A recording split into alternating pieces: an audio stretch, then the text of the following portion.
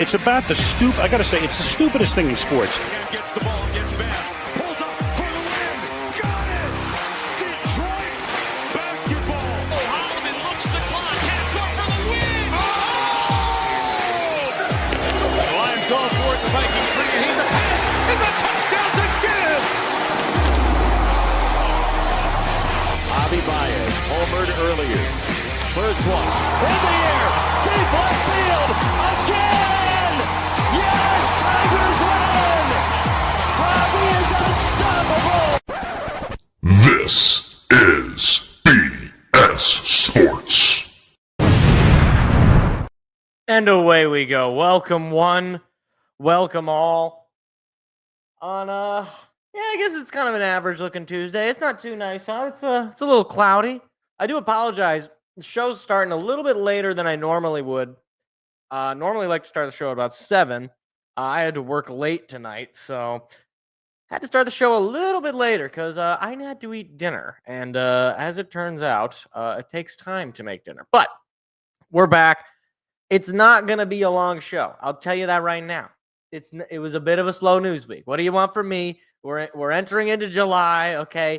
We're getting closer and closer to preseason football at least, so we might have some storylines there. But, yeah, things. This is about the first time I think that I've ever had hockey as the headliner. I'm pretty sure this is the only time. And, well, I guess that goes to show you how slow the news was this week. But it's going to be fun. It's going to be great because I always love getting to talk Steve Yzerman, getting to talk Red Wings specifically because, well, I just like to tell people the truth, and that's always a fun thing to do because some people don't want to hear the truth. But we also got some NBA stuff. I want to talk a little bit of Pistons Summer League. Just a bit of a preview. I'm not sure what's going on the Tiger broadcast here. Tiger's down 2-1, by the way, as there's a ground ball to shortstop. Baez flip throw, doesn't get him. Okay. Tigers down 2-1. But we'll talk about the All-Star game as well, the All-Star rosters. If there were any snubs, I'm not going to... We'll see. We'll see. I'm not going to go through every other team. I'll go through the team that I follow, which is the Tigers. Anyway. Look, okay. The Detroit Red Wings, they had their little offseason free agency. Needless to say, it sucked. And I'm tired of pretending it didn't. If the pinnacle of your offseason was John Gibson and what's it, JVD, whatever, John Van Dinkelstein, whatever the 40-year-old guy we got, then your offseason kind of sucked, especially for a team missed the playoffs again, continues to be pretty darn far away from said playoffs.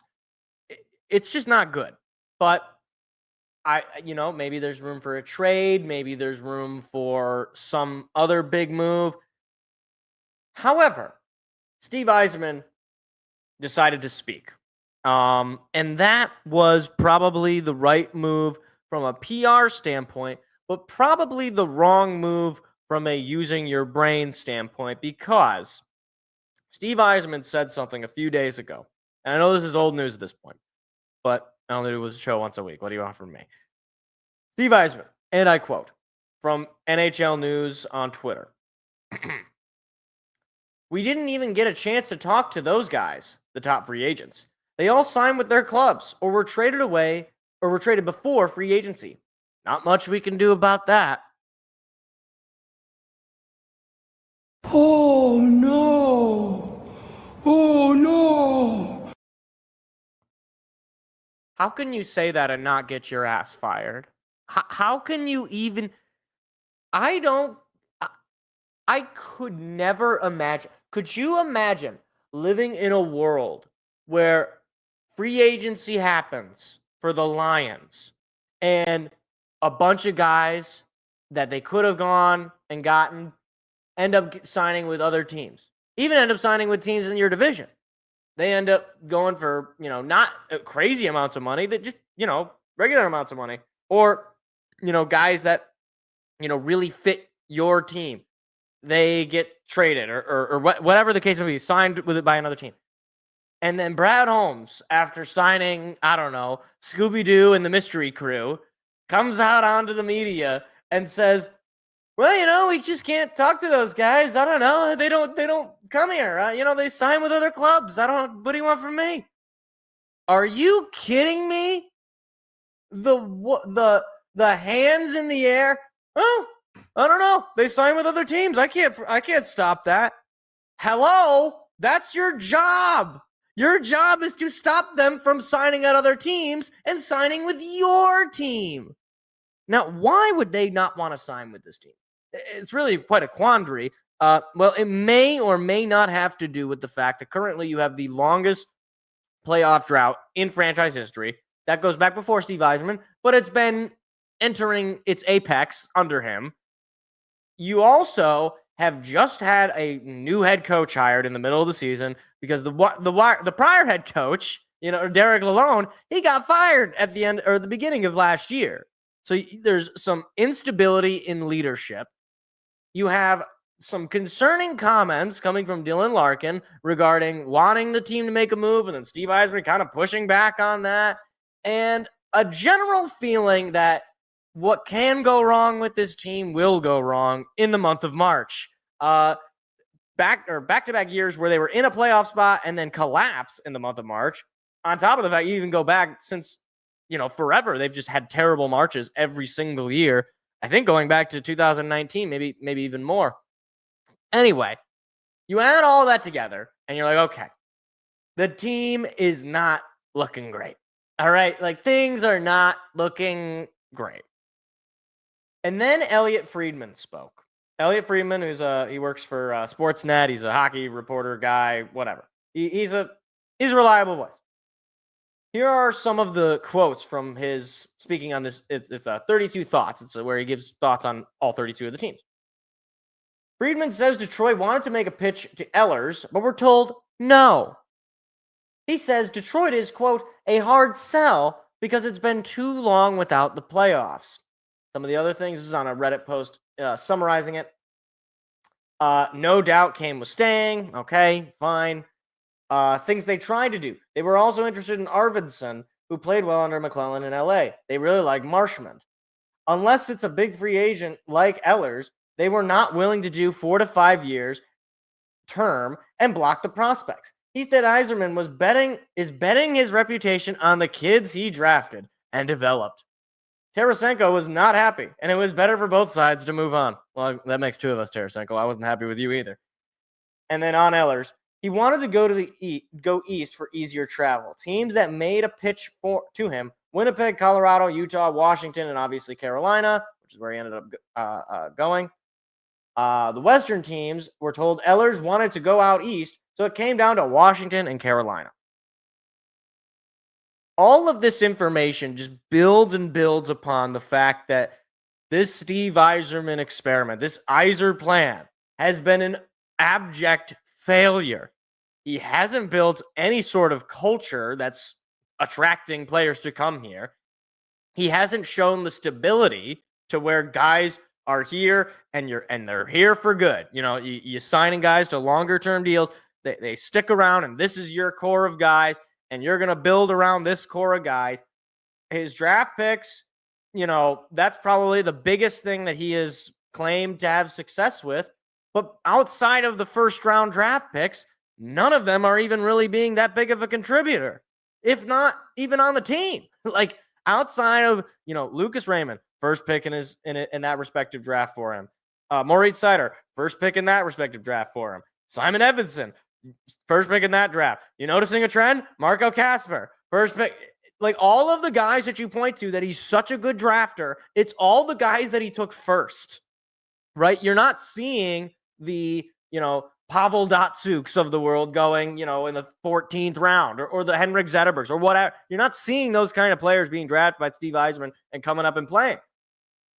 Furthermore, the team itself, as I already stated earlier, is not stable. However, all of, with the leadership changes to the coaching and all that. However, I am a bit of a masochist. And I decided I have to look into some of these comments as to what people were saying. And there's a few. So I'm going to be looking at both this post from the Elliot Friedman thing, and I'm also going to be looking at a post that was share cross post where it showed that the Red Wings were not particularly ranked very high in the prospect pool via Byron Bader in the hockey prospecting website. I am going to go through some of these comments, and we're going to listen together. And of course, that means we get the beautiful music. Very zen. I want to be able to hear it. It's very zen, all right? Okay. So, a lot of these, again, I'll be pulling from both posts. But here we go. On the post where the Red Wings were ranked near the bottom, in the middle of or bottom 13, in terms of, or 13th ranked post. Okay. Friendly reminder that this guy uses NHLE, which is dog bleep. Basically, it just looks at point production and gives value. So a player playing in a men's league and not putting up points looks bad to NHLE, like Edvinsson in his draft year. This is driven almost entirely by NHLE. I believe with age factored in too. That stat puts a lot of emphasis on offensive metrics. Critics also say it doesn't actually do a good job of normalizing comparisons between different leagues, undervaluing high-quality pro leagues like the SHL, where competition is stiff and ice time is hard to come by. The goalie ranking seems a little tough, 10th overall, given that Kosa and Augustine are in the pipeline, and we just used a third rounder on another well-regarded goalie prospect. I am a little concerned about the Wings prospect pool, top line / pairing potential outside of ASP, especially considering that we're nearing a decade-long playoff drought. But even as a pessimist, I don't feel it's fair to say the Wings pool is just league average or close to it. Now moving along to the Elliot Friedman post. This is quoting from that. He said Yzerman is betting his reputation on the kids he drafted and developed. Happy to hear this. This is his strength. Hope we can see many new kids as last year. Todd certainly seemed more receptive of them than Lalonde was. That dirty Lalonde. It's all his fault that the kids didn't play well. It's been clear to me since last summer, when he signed only 2-year deals, that Yzerman is just working his draft picks into the roster. And the only first-round pick that doesn't look rock solid right now is Kosa. And that's because goalie development is by far the most difficult and... Wait, what? By far the most difficult and difficult to project. Okay, that's a weird sentence. Quote, they were not willing to do 4 to 5 year term and block the prospects. It's why I'm glad we didn't sign someone middling. We're at 13. We're at 13 forwards if you don't include Watson, and 2 of those are Soda and Mazer. Ooh, that's Elmer Soderblom. There's a chance for the kids to play this year.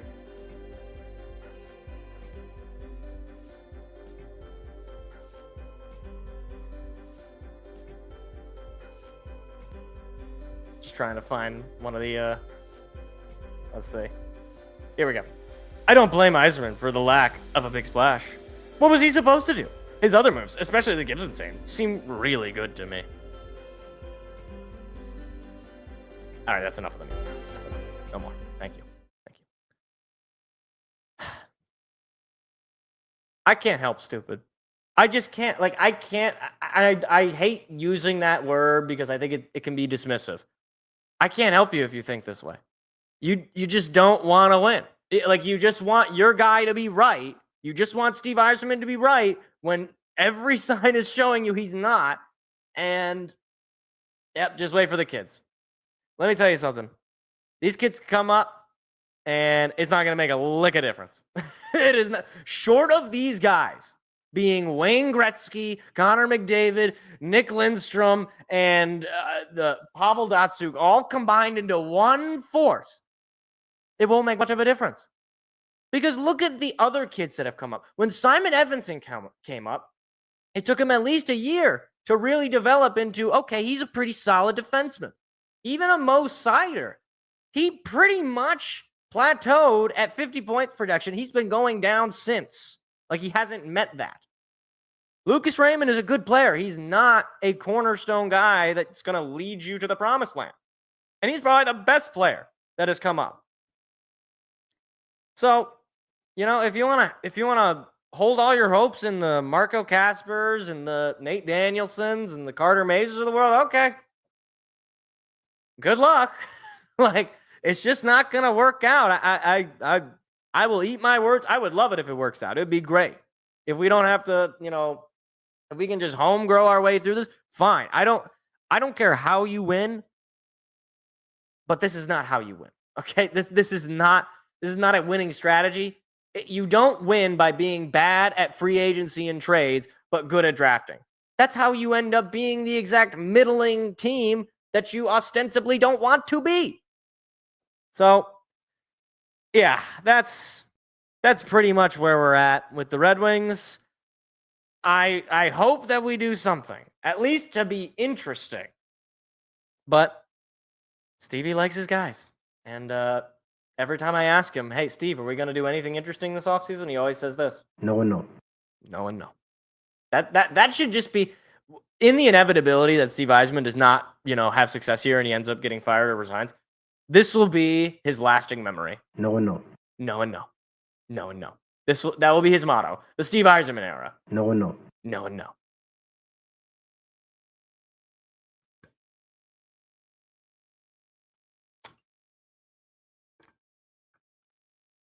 No and no. No and no.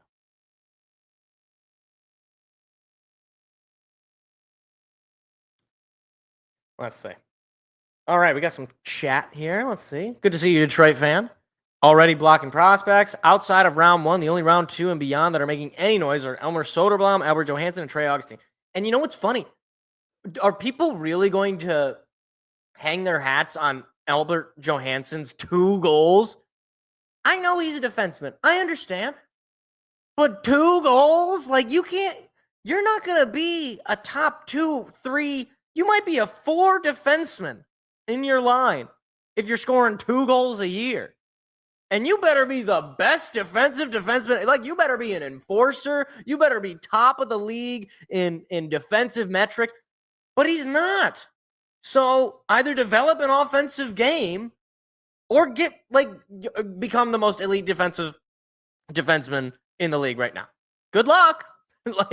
It's not valuable really to have a guy have 2 goals and however many assists.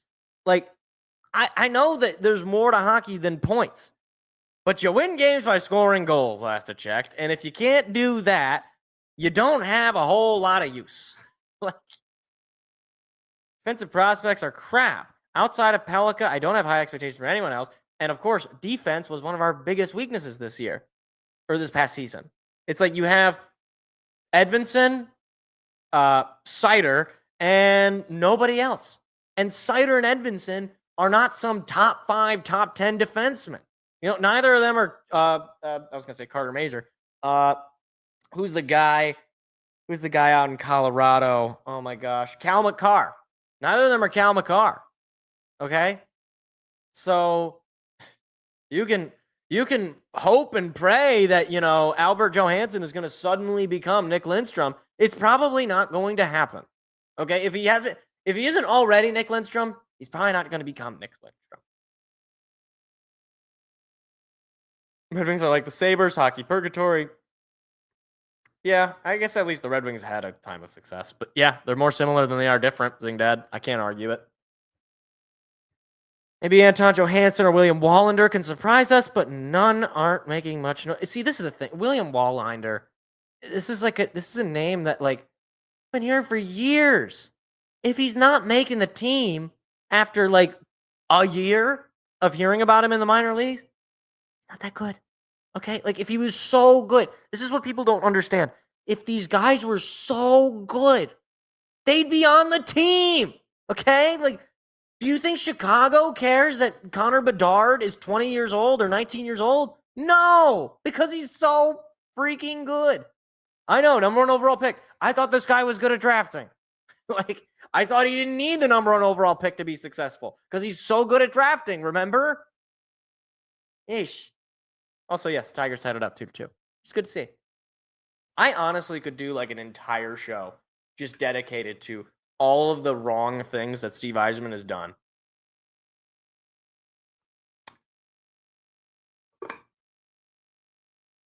See, here's the thing though. Okay. I'm not yelling at you, Detroit fan, because you know your stuff. You got the knowledge. I'm not yelling at you. Are any of these guys going to be here next year, the year after that, or one more year after that? I mean, if maybe Lombardi, like Branson Nygaard, he's not here next year, right? I mean, if trends are anything to indicate, he's not here next year. He might be here the year after. Jesse Kiskinen, I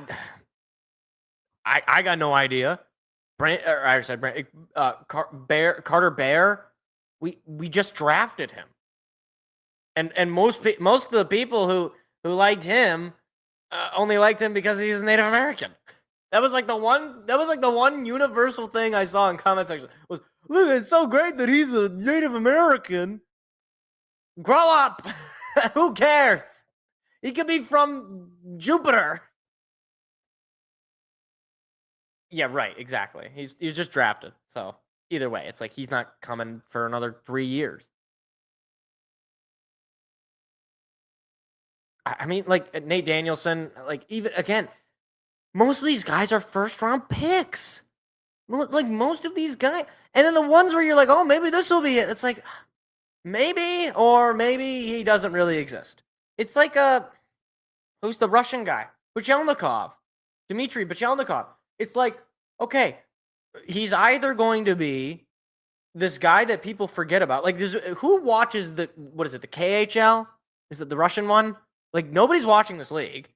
And also, the talent pool in that league is not, not exactly highly praised due to, I don't know if you keep up with world politics, but Russia's in a bit of a situation here, we'll say.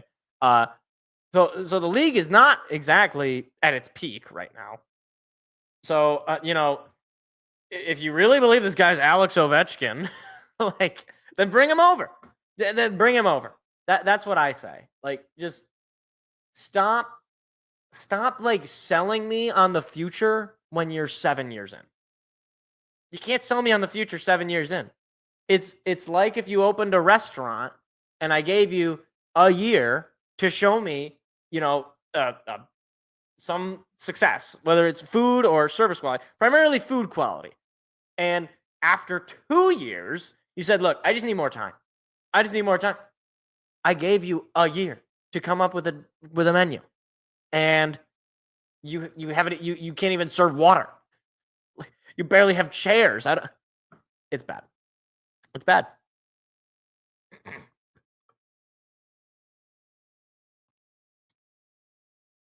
And you know what? Here's the other thing. You know what I want to hear? You know what I don't want to hear?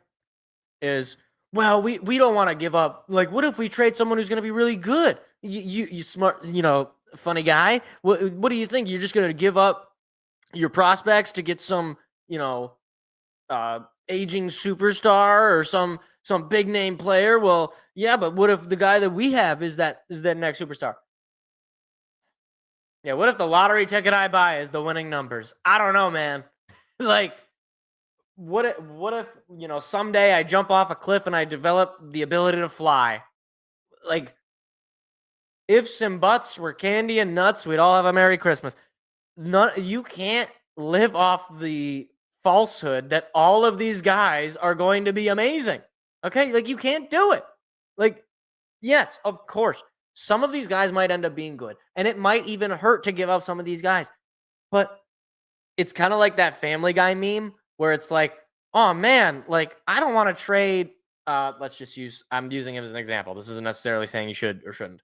I don't want to trade Carter Mazer. Carter Mazer could develop into, I don't want to trade for, give me a start. I don't want to trade for Noah Dobson.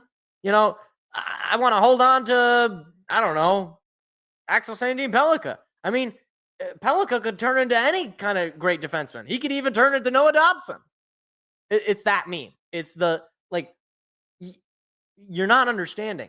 It's like having a player in your prospect pool versus having the actual result that you want to get out of that player on your NHL team.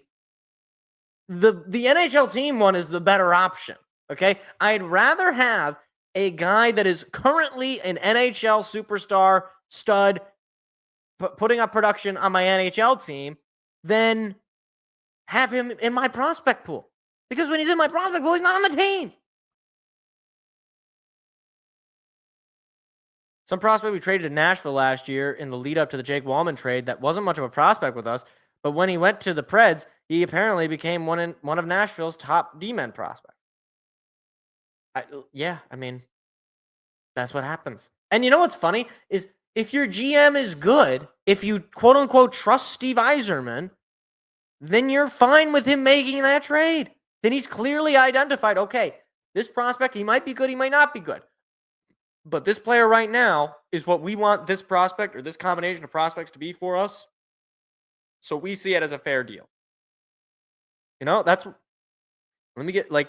it's no different than, the Lions or the Tigers or whoever trading draft picks, or in the case of the Tigers, trading prospects to get current everyday players. Let me give an example. Again, an immediate example. The Tigers sold and they traded Jack Flaherty to the Dodgers, and they got Trey Sweeney and Tyron Lorenzo. Now, is Trey Sweeney, Alex Rodriguez? No. But Trey Sweeney had a role on this team. He actually was a contributor. I mean, just a couple of days ago, he had a 3-run home run. And he's a depth piece. He's a guy that you can rely on. He's a guy that you can put in, and he plays decent defense, and occasionally he'll slap a base hit for you, right? Has there been any guys where you're like, oh, wow, I'm so glad Steve Yzerman's brought him in? Like who is the guy that he has acquired that you're like, wow, how did this team let this guy go? And he, or rather, wow, what great value. You managed to get a guy who helps immediately produce for you. It didn't happen. It's never happened. I can't think of one. Like, the best moves that he's made are moves that were so, obvious, and moves that could not have been made really by any other team. Like, if you want to hang your hat on Alex DeBrincat, okay, fine. Alex DeBrincat's from Farmington. He wanted to play here.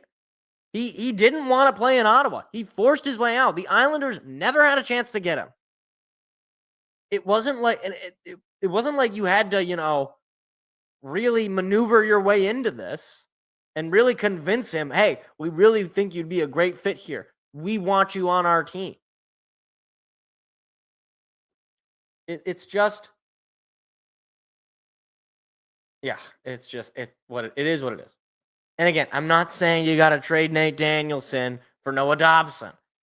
What I am saying is, if you get high on your own supply, you're going to OD. You're not going to be successful, right? Like all these people who talk about, we want to be successful long term. We don't want just a short burst of success. First of all, why? Like, would you rather be successful long term but not win any Stanley Cups, as opposed to winning one Stanley Cup and then, kind of being middling afterwards? I'm not saying one option is better than the other, but if you're telling me that long-term success means we don't ever actually, win, then I'm not taking the long-term success. And evidently, we're pretty far away from any sort of winning. like if you really want to say that, Steve Yzerman is setting us up great long-term, when exactly does long-term start? Because he's been here since 2019, and there's no sign of success. We've had long-term suckage. I'll give you that. Like, if you believe in like 7-year windows, we've had as long of a window of sucking. So, right. And this is the other thing. I didn't get into this. Can we please stop blaming Chris Ilitch? I mean, it is just pitiful. These people. Last I checked, the Tigers have the same owners as the Red Wings, and the Tigers are the best team in the American League. And they don't even have a top payroll. So like Chris Ilitch could have spent more of the offseason. He could have. There were guys like Christian Walker or some of these other, or Alex Bregman, guys he could have gone out and said, Scott, go out and sign him, right? And I don't know if Scott Harris was interested in both those guys. We know he was interested in Bregman at least. But they didn't have to. You know why? Because Scott Harris can make competent pro moves. He sees, okay, Gleyber Torres on a 1-year deal. That's great value, and he's a great player, and he's an all-star. He sees, okay, Jack Flaherty, 1-year deal, no, low cost, high reward. You know, he sees Zach McKinstry, some nobody in the Dodgers roster. Let's go pick him up, and he can be a great utility player for us. You know, Matt Vierling, a guy from the Phillies, played on a World Series roster, utility guy, plays multiple positions. Like, it's a never-ending excuse bus to just say, oh, it's just Chris Ilitch. It can't just be Chris Ilitch. Chris Ilitch is owning the same team as the Tigers, and they're one of the best teams in baseball. It's the guy making the orders. When he got here, he had to clean up the mess Ken Holland made. So that's it for the first few years. But yeah, he definitely could do better in free agency, which is the difference between him and Harris. I'll let the Ken Holland comment go, but his name is banished. If his name in the first few years, sure. If you want to say he's cleaning up the last guy's mess, fine. At this point, we can't blame Ken Holland. We can't. Plus, you know, even on the Ken Holland point, you know, nobody told him to keep Dylan Larkin. You know, if Dylan Larkin was such a problem, he's a Ken Holland guy, right? Like, he's your captain and he's one of your best players. I'm just saying, like, we blame Ken Holland for a lot, and Ken Holland did not, you know, do him well. Like, he didn't set up the team well, but Ken Holland has had far more success as a general manager of the Red Wings than Steve Yzerman has. So it sucks. You know, you take over a bad team. It's never a great situation, but you could say the same thing about Scott Harris. I mean, Al Avila left him with the Javi Baez contract, the Eduardo Rodriguez contract. You know, we didn't know if Torkelson was going to be any good. Riley Green had yet to really show himself. He had to really, you know, focus in on the development of those prospects and, you know, fill the holes. I don't have a problem with him. However, I do think, you know, I think that fans kind of overrate him. I think if we're being realistic, he's about a second or third line center on a Stanley Cup winning team. And that you know, again, that's not me being mean. I mean, go look at Team USA. He was on the third line, I believe, or third or fourth line of that team. Like, when he's pitted against the best players amongst his contemporaries, he's just not a superstar. And I think you probably could have gotten a lot of value trading him pretty early on. So, yeah.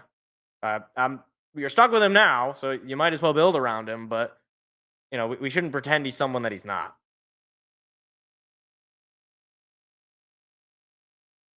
Difference I see with Scott Harris is that his free agency moves are more strategic than what Steve Yzerman's free agency moves have been. They almost seem like they've been fillers.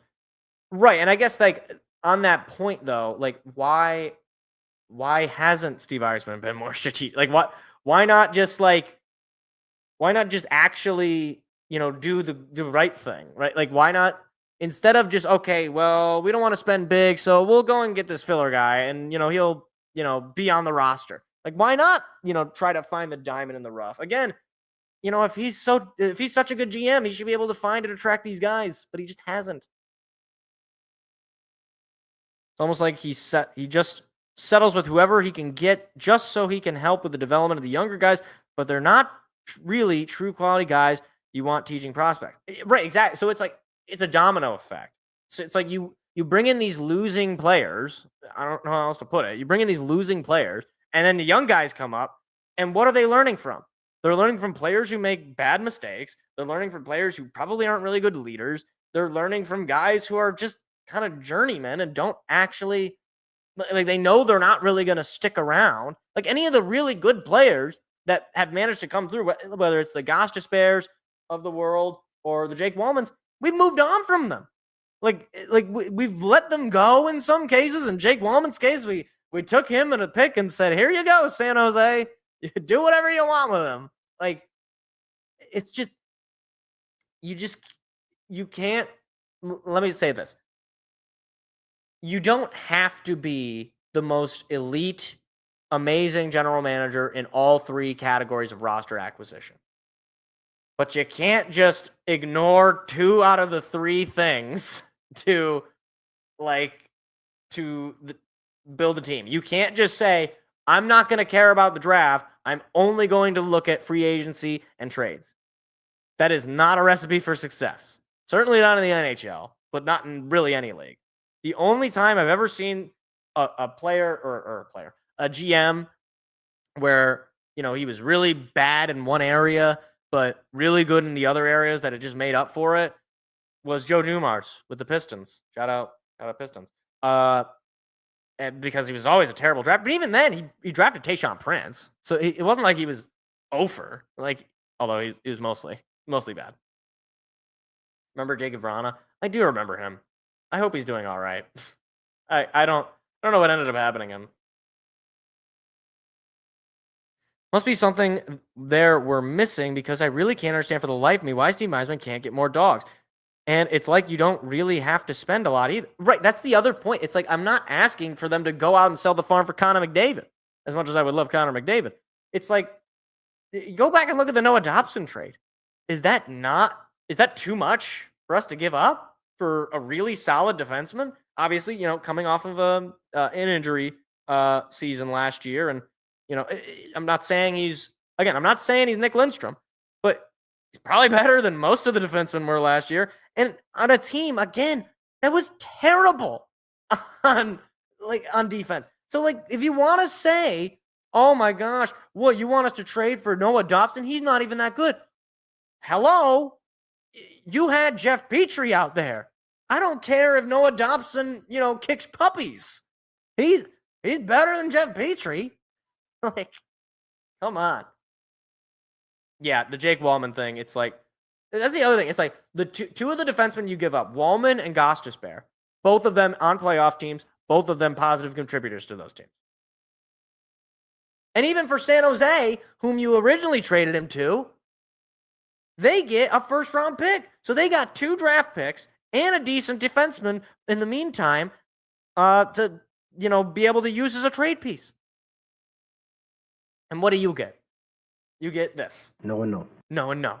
You get no and no. When you ask him, hey, Steve, do you want to comment on Jake Wallman and how that was an abject failure on your part? No and no. No and no. No and no. I wouldn't want to talk about it either, to be honest. I understand, but come on, man. It's just pathetic. And it's especially pathetic when this is an original 6 team. We're not, no disrespect to Zingdad, who was in the chat. I don't know if he's still lurking here. We're not the Buffalo Sabres. Okay, we're not one of these poverty franchises that have never won anything. We're the freaking Detroit Red Wings. We're like the Yankees of the NHL. It's ridiculous.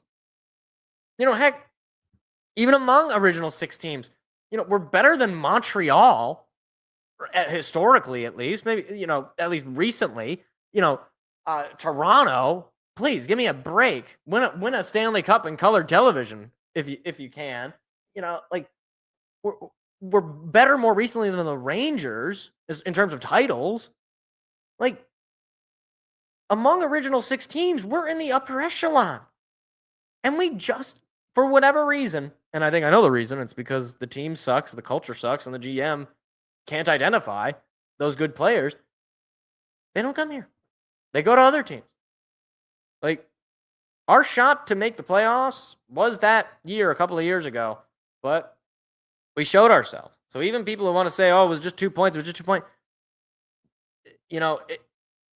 might have in reality been just a couple of points, but were we really a playoff team that year? Or did we just kind of outperform our actual metrics?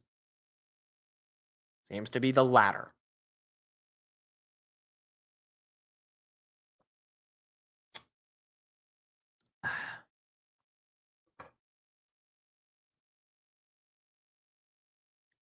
You know what's interesting about baseball?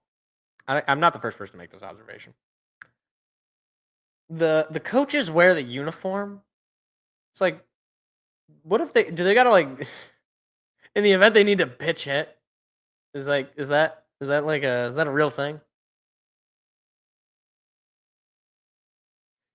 What do you think about the free agency Stevie has picked up this season so far? They really haven't been that impressive, but yet Stevie claims that they feel we're a bit more balanced. Yeah, I mean, I talked about it at the top of the show. I think it's been just kind of awful. Yeah, okay, John Gibson, he's probably a better goalie than Alex Lyon or Ville Husso. Sure, fine. JVD, whatever the guy's like, he's like 40 years old. You know, it's bad when the guys that are signed are guys where I'm like, who? And what? And oh. That was like that's the reaction that you get. None of them are whoa or oh or all right. That's something. You know, none of the reactions are that. It's always like, oh, that's a quiet good move. It's a quiet good move. It's like at best, we're talking good moves. 7 years in, we're talking about good moves. We haven't made the playoffs since 2016. That's okay. That's okay. Don't worry, guys. Rebuilds can take 10 years. Ken Holland told me. But I bet you if Steve Yzerman said that, people would say, you know what? He's actually right. Rebuilds can take a really long time. Stevie would never lie to us like that. Saint Stephen of the Blessed Hockey Stick would never lie. He would never mislead us. He would never sign a bad player. Andrew Kopp. JT Compher, Jeff Petrie. Who keeps saying these names? Anyways, I could honestly. I mean, we've gone on for like 40 or so minutes talking about it. All right, so I would love to continue to talk about this, but I do have a few other things that I want to talk about. So JVR.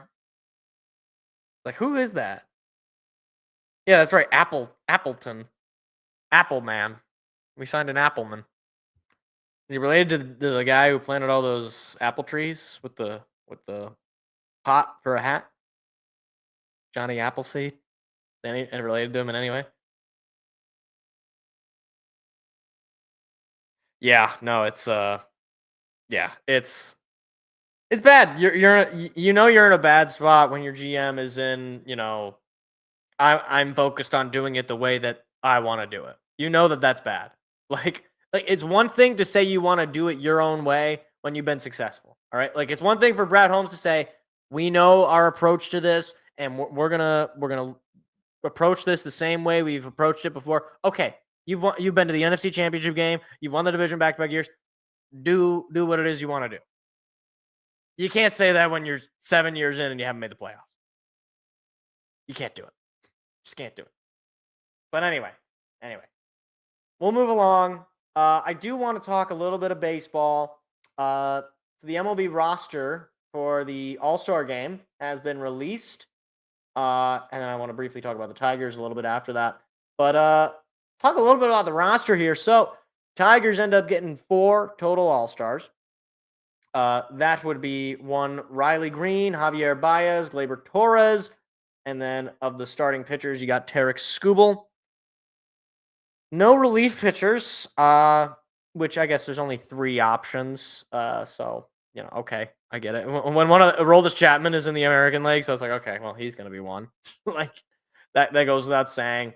No other starters either, which, again, I get it. It's one of those things where the MLB All-Star game, you're going to have a player from every single team, so you're not going to see, what was it, 2015 or 2014 when the Royals had like the entire All-Star roster. It can't happen that way anymore. So you're not going to see a lot of doubles, but some guys that I think certainly could have made the roster in a different world in another year. I think Casey Mize had a really solid year. Obviously he had a couple of struggling starts there before, but he's got a sub-3 ERA. He's second on the team in wins. And, he's had a really great kind of comeback year for him, dealing with a lot of injuries the last couple of seasons. So, yeah, I think he certainly, among the starting pitchers, I think he could have gotten a role there. I was a little surprised there were no relief pitchers, or I should say, I know there was only 3, but I thought Tommy Kahnle was really good. I think Will Vest is excellent. Like, he's basically your closer at this point, even though he's not. There's no technically the role of the closer, but I think both Kahnle and Vest really solid guys. By the way, that's another pickup. Although I believe that was Al Avila, so credit to him. Like, I believe he was from the Mariners. Just some guy that I don't know what they wanted out of him, but he has been excellent. I Will Vest, he comes in, I feel like, okay, we're good. He's gonna shut it down. It's great. It's so much fun having a good bullpen. For years the Tigers never had a good bullpen, and now we actually do. It's great. Now, among the reserves and the starters, okay, I think that's an adequate group for the Tigers. Obviously, Riley Green goes without saying. Javier Baez in the outfield is kind of funny because I don't even remember the last time he actually played the outfield. And Gleyber Torres, he's been excellent. I talked about it earlier in the show. He's one of the more quiet offseason additions, and he's been as productive for us as guys like Christian Walker have been for the Astros, or who's the other one? Alex Bregman, who obviously is hurt at this point, but I think as far as starters go, yeah, I get it. The only one that I am surprised that Javi ended up a starter. I know that the outfield pool in the American League might not be all that great, but I was a little surprised still. Among the reserves, guys that there were no Tigers who made it among the reserves. Guys that I think could, excuse me, guys that I think could have made it. Well, he's up to bat right now, Zach McKinstry. At least as a bit of a fan favorite, he's had a really great year so far. I think Dylan Dingler among the catchers, again, he's had a really good year. He's kind of cooled off a little bit, but he's had a really solid year. I think he certainly is capable of being an all-star in the future. I'm trying to think if there's another one that I totally forgot. Did I forget? What am I forgetting? I guess maybe that's it. Now that I'm going through the roster. Yeah, I mean, there was none where I was like, wow, are you kidding me? This guy didn't make it. It's like, yeah, okay, pretty much. Spencer Torkelson, maybe. Spencer Torkelson, his average could go a little bit higher, but he's got a lot of pop. I believe he's in first among home runs among first basemen, at least in the American League. Could be wrong about that, but he's got 21 of them. Speaking too fast on the year. So, yeah, good stuff. Yeah, he is eligible to make an all-star due to an injury. So, depending on how Alex Bregman turns out, he could still make the team. Torkelson should have made the home run derby. I agree. I would have loved to see Torkelson in the home run derby. I love the home run derby. It's probably my favorite of the the kind of all-star / Pro Bowl events. It's kind of like the dunk contest in the NBA. Because the NFL, for as great as the NFL is, the Pro Bowl games are just kind of lame at this point. It's just not as cool. Like, the home run derby is so awesome. It's just so cool. You just see guys just hit 450-foot bombs. You got the kids out in the outfield collecting the non-home runs. It's so much fun. It's great. I think the last Tiger to actually be in the home run derby was Prince Fielder. And there's a video out there. It's my favorite video for Prince Fielder. It's like Prince Fielder hitting piss missiles. It's the best video ever. It's so good. He was a lot of fun when he was here, and then he wasn't. But yeah, no, we haven't had a home run derby guy in a long time. It would have been cool to see Torkelson or Riley Green for that matter. Both those guys definitely have a lot of pop in them. But either way, I like watching the home run derby. So I look forward to watching it next week. Jake Rogers. Yeah, Jake Rogers. It's a good thing that Dylan Dingler exists. I'll say that.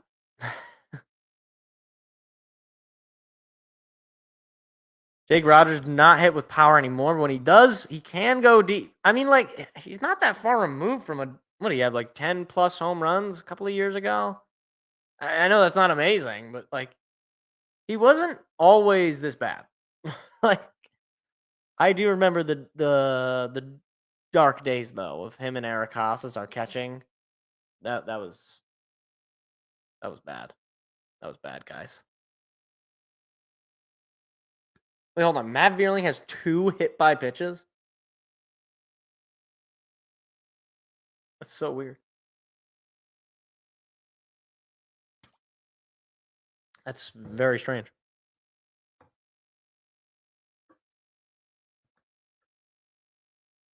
Oh, there's a pop out.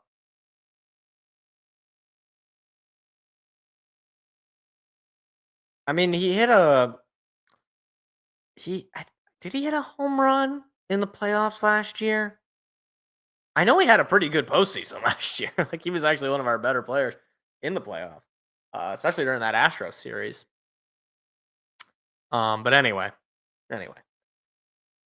Yeah, I do actually also want to briefly talk about Tigers schedule-wise, just because we're entering the month of July. Well, we're into the month of July at this point. But last week they lost 2 of 3 on the road to the Nationals. That was disappointing. Especially like some of those losses were just like complete blowouts, which is saddening. But they sweep the Guardians on the road. Scooble absolutely dominates. It's great. It's fun. You love it. They got a chance here to win 2 out of 3 against the Rays. They're in a tie game, but Zach McKinstry just stole second base again. All this guy does is steal bases and get on base. Like all he does is hit singles, steal base, and change games. It's great. That I got to tell you, if I were a Cleveland fan, that Sunday loss, that might be my low point. That you're up 1-0. All right, you got a 1-0 lead, and I think it was 1-0. Yeah, no, it was 1-0. You're up 1-0. You're 1 strike away from avoiding the sweep. Okay, like this is like it's not simply okay. Let's just we can't win the series, right? Tigers already took 2 of 3. Let's just get away with a win and kind of end this on a high note, end the losing streak. The slowest passed ball I've ever seen. Zach McKinstry scores, ties the game up, and then you get the guy out, and you're like, okay, fine, we're out of it. And then Tigers, obviously, they shut him down in the 9th, and then the 10th starts, and I have no other rational way to explain this. The only way I can explain it is that God hates Cleveland. That's the only way. Like, Trey Sweeney goes yard, and then Matt Vierling hits a double, and then Riley Green goes yard, and I'm like, okay, all right, really, it was just Sweeney. That's really all you needed, and they end up scoring a pity run in the bottom of the 10th, which is kind of funny. But yeah, so that was a tough loss for them. But I'll look ahead here. Right now, actually, I just kind of want to see if the Tigers score here. We got 2 outs with McKinstry over at third and the top of the lineup. Cole Keith, I would love to actually pull up his numbers the last 20 or so games. Let me take a look. Let's take a look here. Because Cole Keith has absolutely crushed the baseball. Speaking of, he just hits a 2-run blast. Look at that. Cole Keith, a go-ahead 2-run home run. Oh, my gosh. Cole Keith had a day. He's been ripping the baseball. This is the guy that we signed a couple of years ago. Or was it last year? Yeah, last year. We signed this guy to an extension, to keep him here for, however long. And he is putting up big-time numbers. You love that. Let me take a look here. Cole Keith. And obviously this is not gonna include today. It's been crazy, okay? His last 30 games, he's batting .323. He's got a .387 on base percentage, a .516 slugging percentage. That by my math, is like 900. Like he's got like a 900 OPS his last 30 games. His last 7 games, batting .455 with a 773 slugging. He's got 22 ABs, 10 hits, and now 2 home runs because we just saw another one. It says he's only got the 1 home run. Colt Keith, man, he's developing into a stud. And I said last year, maybe is this guy the next real good second baseman in the league? And obviously, right now he's not playing second base, but he might be developing into one of those, kind of guys where you're like, okay, here we go. And this would be a guy that if you can hit on him, he was drafted in the 5th round. Like this is a guy, if you can hit on him, obviously that was an Al Avila draft pick, so good on him for identifying that talent, but better on Scott Harris for developing that talent. But yeah, pretty much all the baseball I want to talk. Briefly here, just because I got the Pistons shirt on, I want to talk a little bit of Pistons. This Friday they start their summer league. So last year I was I don't know, tricked. I don't know if that's the right word. I was duped a little bit because last year you saw Bobby Clintman for the Pistons really went off. Like he had a really solid summer league. I thought he was going to make the roster. I thought he was, going to be a decent piece. Now, obviously, this is before the team ended up going out and making the playoffs and all that. But, I guess my thing is, who is this summer league the biggest opportunity? Who is it? Who's the biggest opportunity to really improve and really show himself off this summer? I think it could be Bobby Clintman again. Again, he didn't make the team last year. I believe he was hurt for a good amount of that time. But maybe further development, some more actual game time. Obviously it's summer league, so take it for what it's worth. But actual real game time might be helpful for him. Chaz Lanier, especially given the loss of Malik Beasley. If he can just absolutely tear it up and be like, summer league MVP or whatever the equivalent would be, okay, maybe we found our guy late in the draft, as a sharpshooter. Ron Holland is another guy. I'd like to see more development for him. I'd like to see him if we could see him having a bit of a jump shot, that would be huge because he had no jump shot. He was not a very good shooter, but if he can develop that jump shot, he was already really, athletic and talented on defense. I'd like to see some more of a jump shot, But I think those 3 guys, Clintman, Lanier, and Ron Holland, those are the 3 guys that I'm certainly going to be watching on Friday night. I'm sure other people are going to be watching it then as well. Like if you're a Pistons fan, if any number of those guys, probably most especially immediately Ron Holland, because obviously he already has the NBA experience, was on the playoff team, played significant time there in that run. I know that it's summer league. Okay, I know that it's not like, it's equivalent to spring training or to preseason football. And just because a guy performs there doesn't necessarily mean he's going to perform later in the regular season when it matters. But it does give you something of an identifier of like, okay, this is the kind of culture we're building. This is the kind of player that, is out there trying to get a roster spot, trying to, develop a jump shot. I remember Isaiah Stewart. No, he's since moved away from this. I remember Isaiah Stewart in one of the summer leagues a couple of years ago. He was shooting threes because he wanted to try to develop a 3-ball. Now, obviously, that turned out to be a terrible idea. But, the point being, this is the time where you kind of see players experiment a little bit. Similar to spring training. You see players trying to experiment. All right, what am I going to do? Maybe I develop more of a jump shot. Maybe I focus on defense or rebounding, whatever the case might be. I guess I think there's a lot of interest in some of these younger guys. And if you are, something of a nerd into this kind of stuff, like, look, I'm one of these idiots. I will watch preseason. I will watch spring training. I will watch summer league. I don't know. I think it's interesting. And there was another guy out of Tennessee as well that we got. Toulouse Smith and Rice Williams. I don't know if I'm pronouncing that right. But you're saying Williams averaged almost 20 points a game at Nebraska, so you hope he can turn into something? Hey, again, it's like this happens a lot, but it doesn't happen a lot to us. So it's like, I understand people's, cynicism. But given the, success that Langdon had, and obviously, look, they're trying to get better in the margins. They're not focused on getting a superstar. All right. If you're not focused on getting a superstar, let's see the youth. Let's see the development. Let's see these players that you find develop into the kind of players that you need them to be. Whether that's, being a role player and being able to, play solid defense, crunch time is in, and you need a guy to block a shot, or you need a guy to steal a ball. You develop that kind of a player, or,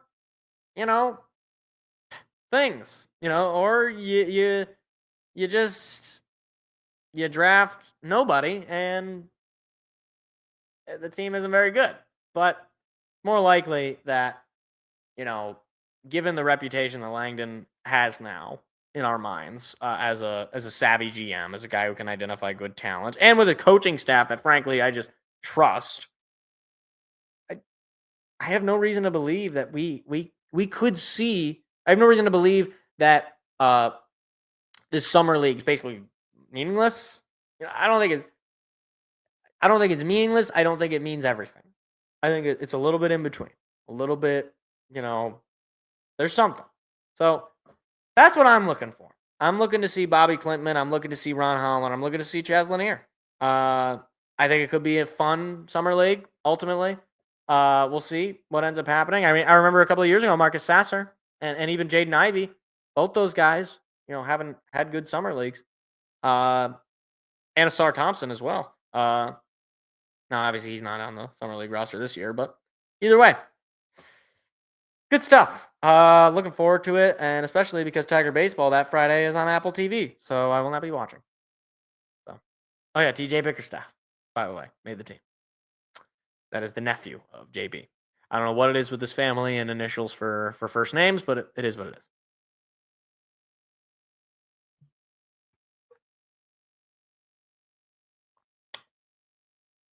All right. So I didn't expect the show to go that long, but we talked a lot of Red Wings. We really did. All right. That's about it, though. I'm going to get out of here. I enjoyed this is a fun show. It's a really good time. So if you did enjoy, please hit the like. Please hit the subscribe button. We do live shows every single Tuesday. It's a good time. Clips will be uploaded tomorrow, and we'll be back next week. Look, we're getting closer and closer. As each week goes by, we're getting closer and closer to preseason football. All right, Lions are going to be playing a preseason. Excuse me. Lions are going to be playing a preseason game this month. So we'll be live streaming that. It's going to be a fun time. Just about to make a special red stream for the Red Wings and a stream for the other three. Yeah, right. Exactly. Like if Steve Yzerman gets fired, we'll do an immediate live reaction show. That'll be fun. But it's probably not going to happen. Anyway, I do appreciate anybody for stopping by, listening in. I'm going to get out of here. I'll see you all next week. Talk more sports. See ya. Goodbye. See you later. See ya.